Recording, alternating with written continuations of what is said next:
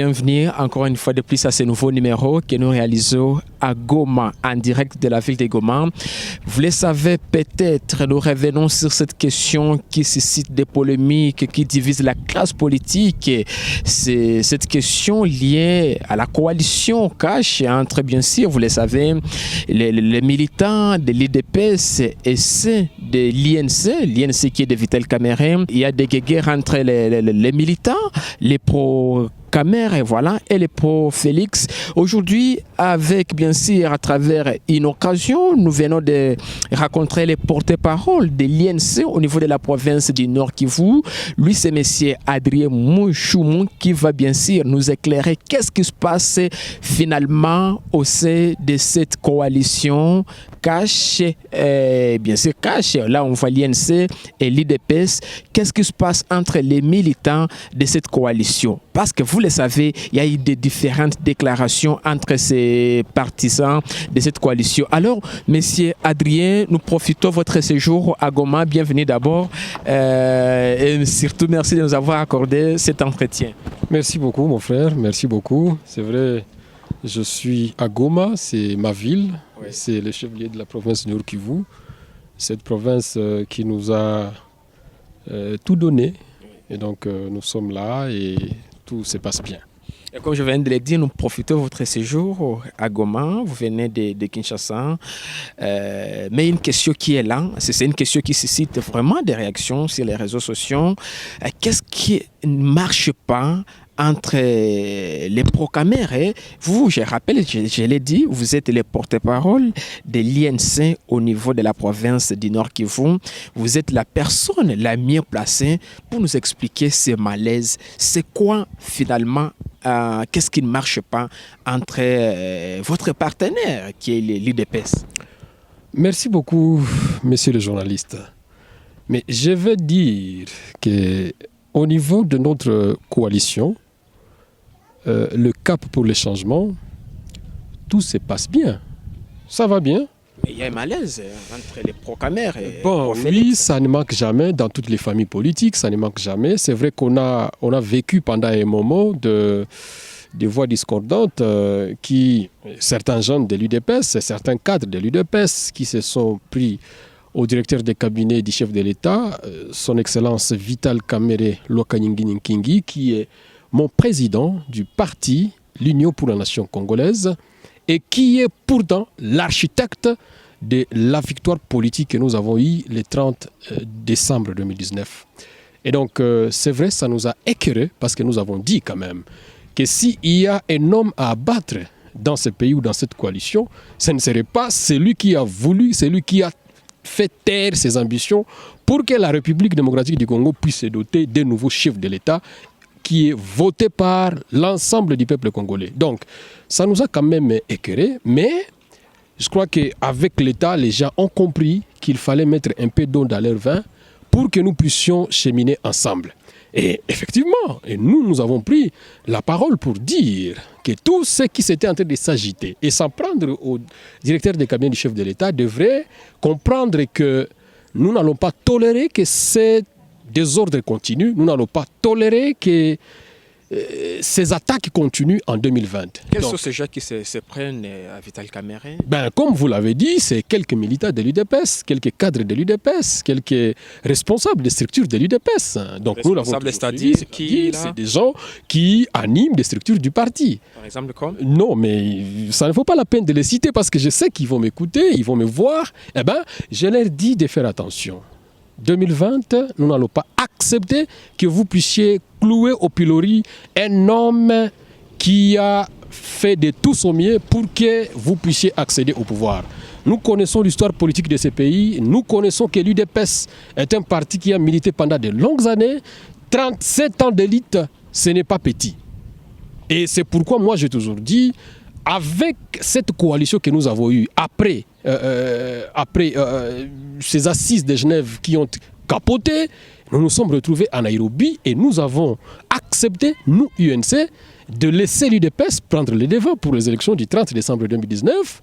Et à l'issue d'un accord, nous avons convenu qu'après le premier mandat, après les mandats que le président Félix Antoine Tshilombo Tshisekedi va faire, ce sera le président Vital Kamerhe qui va diriger le pays. Et donc, nous nous en tenons à cet accord-là. Et jusqu'à maintenant, je vais dire que si partout en République démocratique du Congo, que ce soit à Goma, que ce soit à Rutshuru, à Masisi, à Walikale, à Bukavu, au Katanga, à Kinshasa et partout où nous sommes en tant que UNC, nous avons accepté d'être derrière l'UDPS parce que c'est notre leader qui nous l'a demandé. N'eût été cela, nous ne serions pas ensemble et nous n'aurions pas conjugué effectivement sur la même liste pour que nous puissions gagner les élections. Donc, nous avons fait le plus grand consensus qui puisse exister dans ces pays, dans l'histoire de ces pays. Alors, je vais dire à ces amis-là de faire très attention. Nous vous avions fait échapper à la ménopause politique et donc, vous devez nous respecter.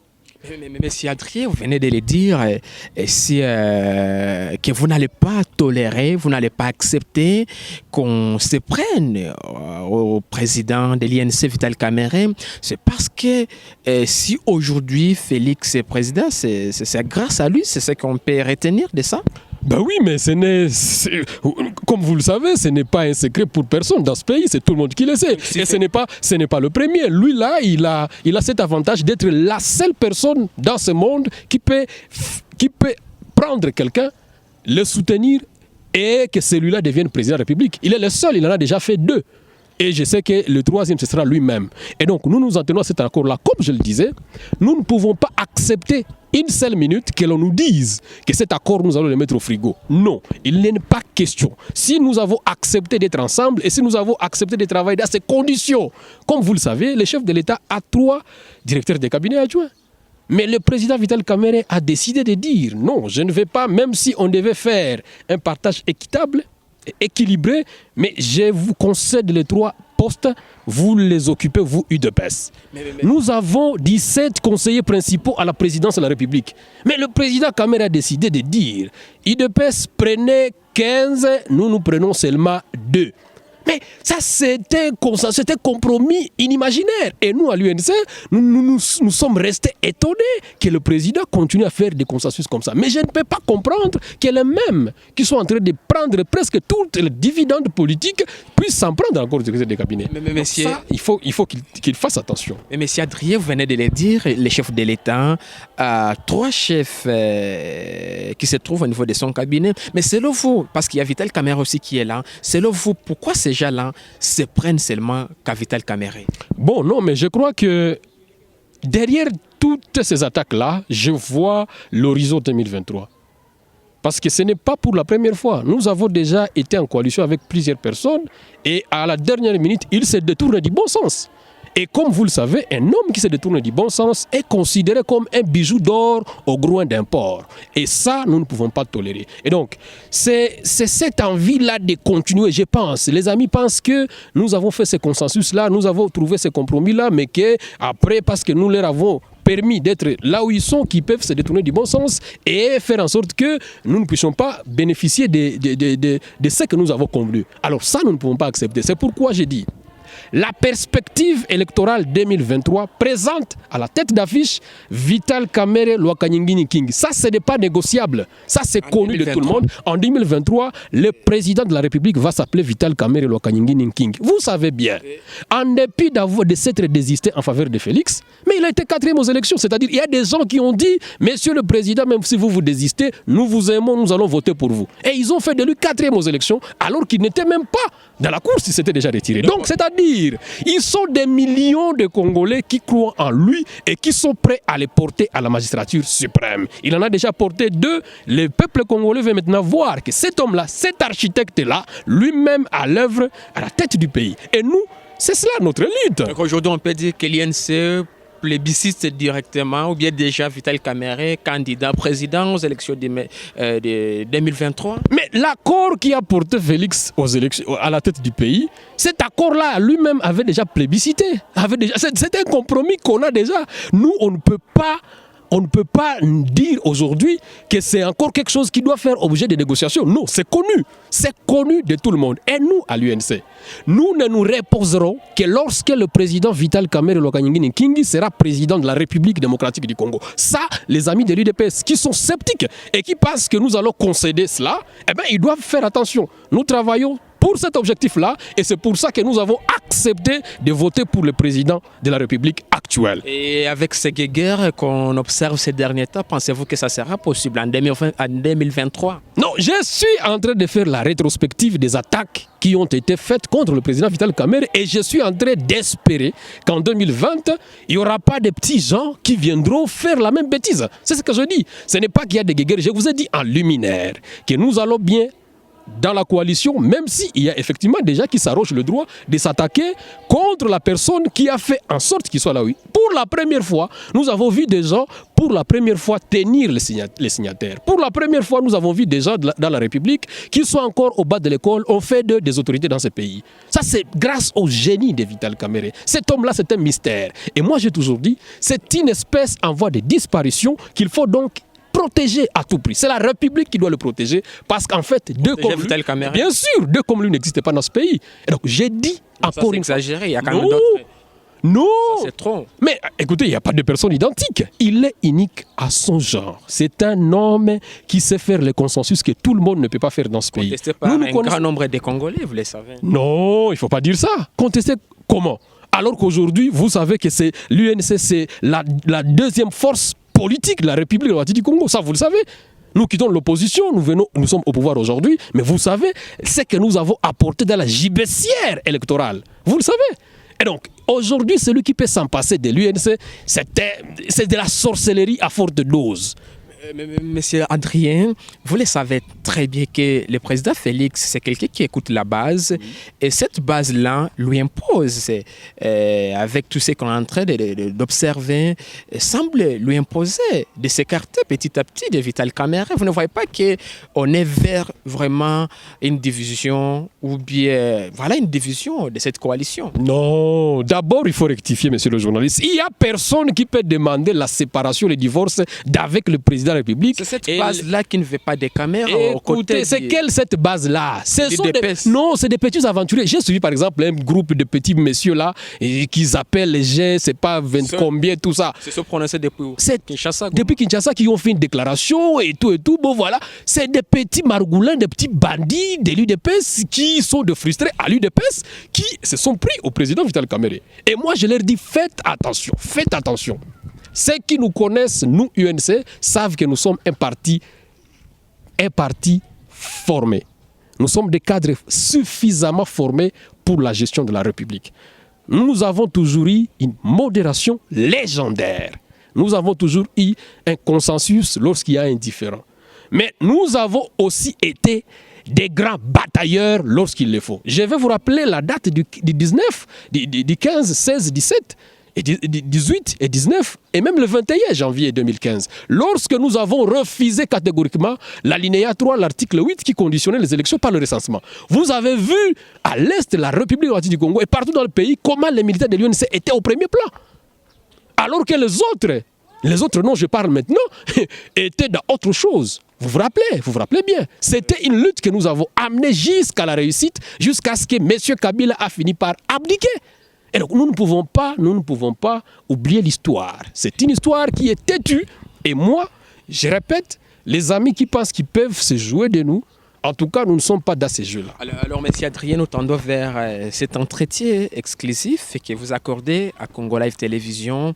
Alors, une question, selon vous, parce que vous êtes aux côtés des Kamerhe, vous êtes également les porte-parole des l'INC au niveau de la province, pourquoi à chaque fois Vital Kamerhe pose un acte ou bien il fait quelque chose au niveau du pays? C'est la plupart, je le dis bien, c'est la plupart des Congolais qui s'agit agite. On a suivi surtout son passage lorsqu'il était invité au Rwanda au mariage du fils de James Kabarebe. On a suivi des réactions partout lorsqu'il a remis surtout l'affaire 30 vaches qui a fait couler beaucoup d'encre. Les Congolais ont commenté, chacun selon sa position. Selon vous, pourquoi lorsque Kamere pose quelque chose, c'est presque tous les Congolais qui se prononcent? Mais la réponse que je vais vous donner, elle est la même sur la question que vous avez posée avant.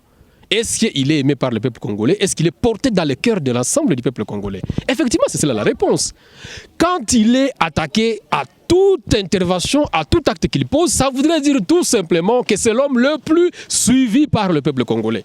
C'est l'homme le plus aimé, de sorte que tous les actes... Il est détesté. Non, c'est-à-dire que tous les actes qu'il pose intéressent l'ensemble du peuple congolais. Et ça, c'est très important pour un homme politique. C'est-à-dire, c'est une façon de dire aux gens de faire très attention, parce que cet homme-là, tous les actes qu'il pose sont suivis par le peuple congolais. Effectivement, il y a des petits jaloux et des petits haineux qui pensent qu'ils peuvent s'en prendre. Mais vous ne me verrez pas, moi, Adrien Moussoumou, venir commencer à parler devant vos caméras des vaches. Non, moi, je ne viendrai pas parler des vaches. Ça, c'était un débat des caniveaux. Moi, je ne peux pas parler de ça. Un homme qui a battu sa vie pour la République et qui a construit sa vie socialement sur une longue durée.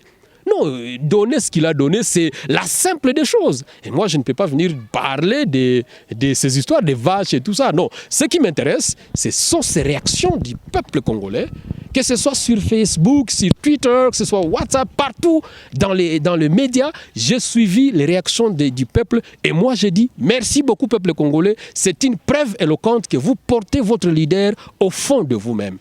Et c'est une interpellation. C'est pourquoi je disais même aux amis, j'ai dit, mais le président Vital Kamerhe a proposé même que la coalition CAP pour le changement puisse se transformer en un parti politique ou un courant politique.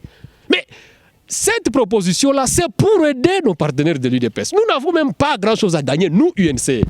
Même pas grand-chose à gagner là-dedans. C'est vous pourquoi l'UDPS a contesté? Non, c'est ça que je vous dis. Il y a des petits messieurs qui pensent que c'est en restant attaché sur eux. Et qui sont ces petits messieurs-là quand même? Ce sont ceux-là qui pensent qu'ils peuvent faire route seuls. Alors qu'ils ont fait ça pendant 37 ans, ils n'avaient jamais rien gagné.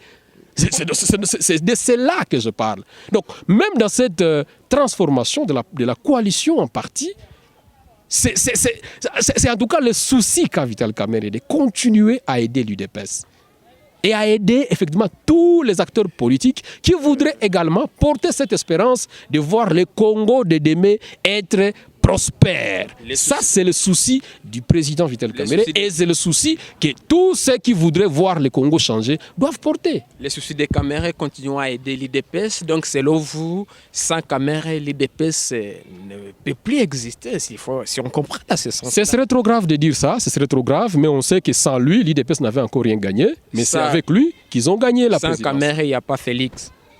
Non, je ne peux pas dire ça. C'est vous qui le dites. Moi, je dis tout simplement, je constate, comme vous et comme tout le monde, que lorsqu'ils étaient en solo, ils n'ont rien gagné. Mais quand on a été ensemble, on est maintenant ensemble, on a gagné. Effectivement, et ils ne sont pas les seuls. Ils ne sont pas les seuls parce qu'il y en a d'autres qui sont devenus ce qu'ils étaient devenus grâce à cet homme-là. Cet homme, c'est une espèce en voie de disparition et il faut le protéger. Ils ont gagné malgré la façon dont ils ont eu la présidence. Vous le savez quand même, et ça a été contesté. Non, de quelle façon? Déjà, vous-même, vous avez voté pour Félix, j'imagine. Comment vous pouvez imaginer que c'était d'une mauvaise façon? C'est le peuple congolais qui en a décidé ainsi. Vous ne pouvez pas vous mettre à opposer de la volonté de tout un peuple. C'est le peuple qui a voulu porter le président de la République à la tête du pays.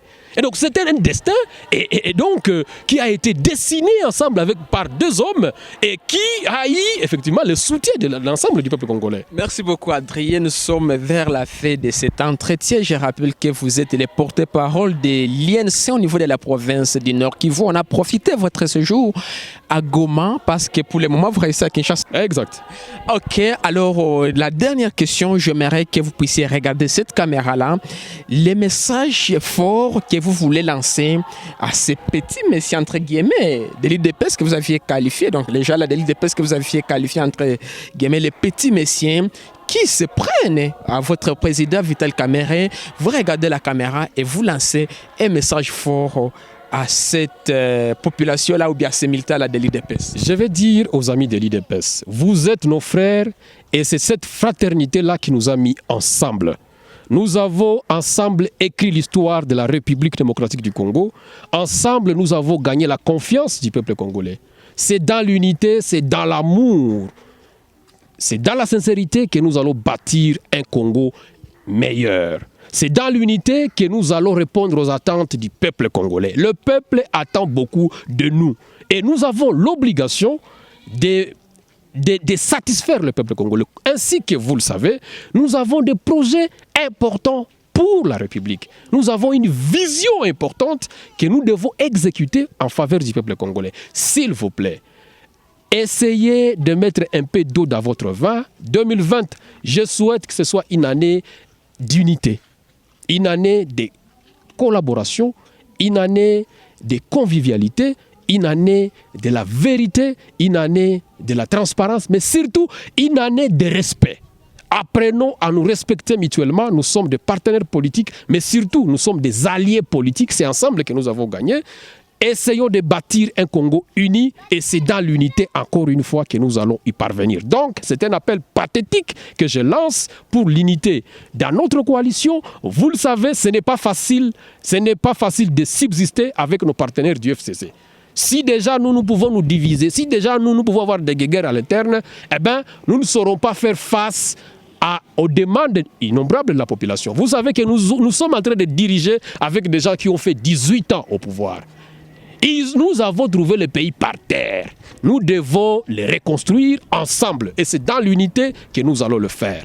Merci beaucoup et merveille à tout le monde. Merci beaucoup, Adrien. C'était un grand plaisir pour nous de vous avoir réussi et surtout de nous avoir accordé cet entretien. Merci infiniment.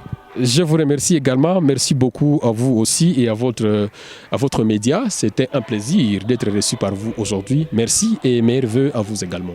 Merci beaucoup, chers téléspectateurs. Nous sommes pratiquement à la fin de cet entretien réalisé à Goma. Notre invité, c'était bien sûr les porte-parole de l'INSA au niveau de la province du Nord Kivu. Merci de nous avoir suivis. Gardez l'écoute sur votre chaîne. Prochain numéro, ça sera demain. Bye bye.